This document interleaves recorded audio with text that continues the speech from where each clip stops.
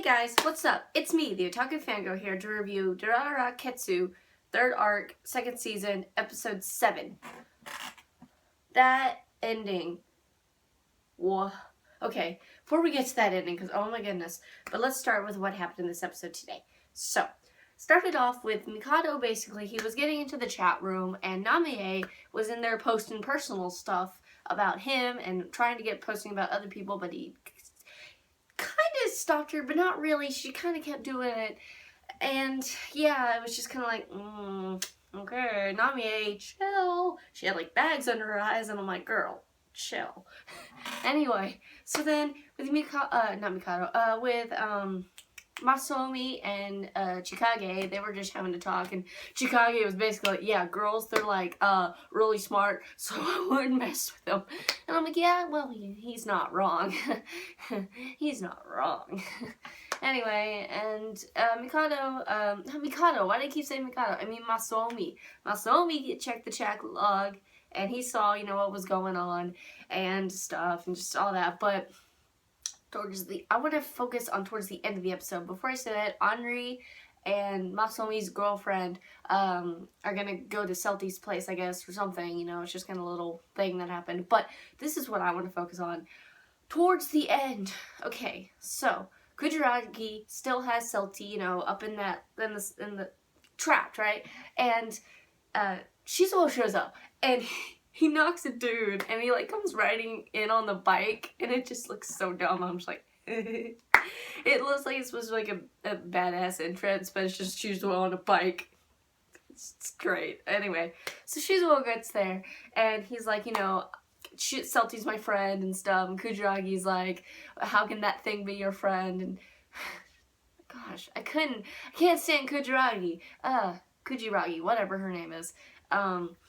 And so basically what happens is that he's going to, Shizuo, you know, is going to help Celti out, but then Kujaragi's like, no, wait, I think she said she was jealous or something. I don't really remember what she said. I think it was something like that.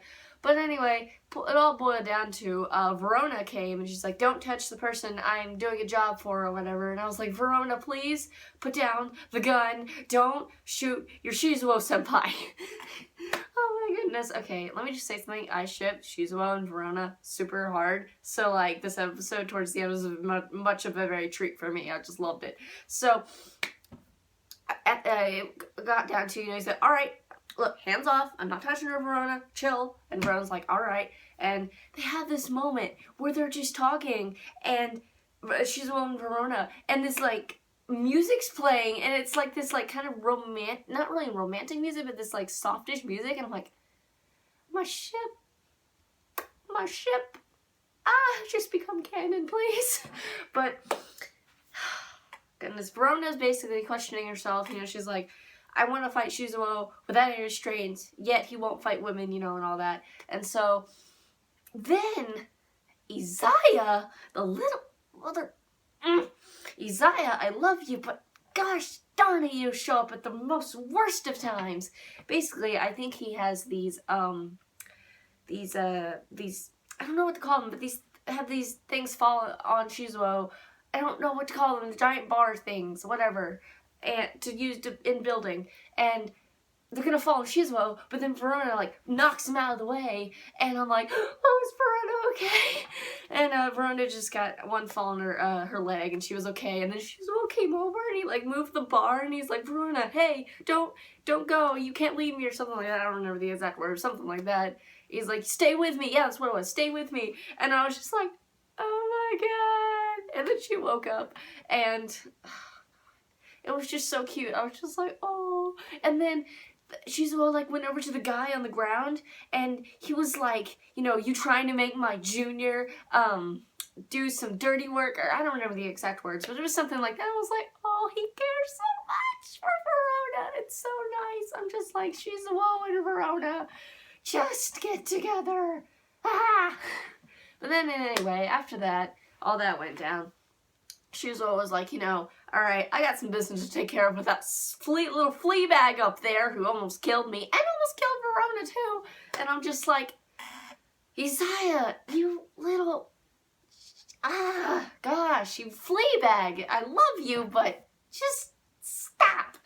And so, Isaiah called Shizuo on his phone. He's like, so how you doing, Shizu-chan? He's like, I'm fine, but they just have little conversations, just like, this is goodbye. And Isaiah was like, yeah, this is goodbye. And I'm like, what does this mean? Does this mean they're gonna fight? Because if Isaiah and Shizuo actually have like a really long, drawn out fight, and one of them like kills the other, I'm just gonna be like, mind blown, because I'm just like, it's all boiling down to where we need to wrap everything up, and Shizuo's and Isaiah's rivalry needs to be wrapped up in a nice little bow somehow, and I'm just like, how? One of them has to die or something. I don't know. I'm just like, oh my gosh. Because I don't want either of them to die because I love them. I love Isaiah, but I also hate him at the same time. And I love Shizuo. And I want him to end up with Verona. And I'm just like, I'm just like, to that last few minutes of the episode, I was just like, they're gonna fight or something. I don't know. Oh, and also Verona had the head. I saw her carrying the case with the head, so that means the head is still there. Because in the preview episode, the head is being taken out of the box, and I'm just like, please, please don't have her memories erased, because then Shinra, poor Celty, everything's just getting so intense. It's just like, we're on episode 7, and there's like 12 episodes still. It's like, cliffhangers, yo. Alright. So, that was this episode. Oh boy. I can't wait for the next one. I hope it's going to be really, really good, as this one was. So, guys, I will see you in my next review. Okay? Bye!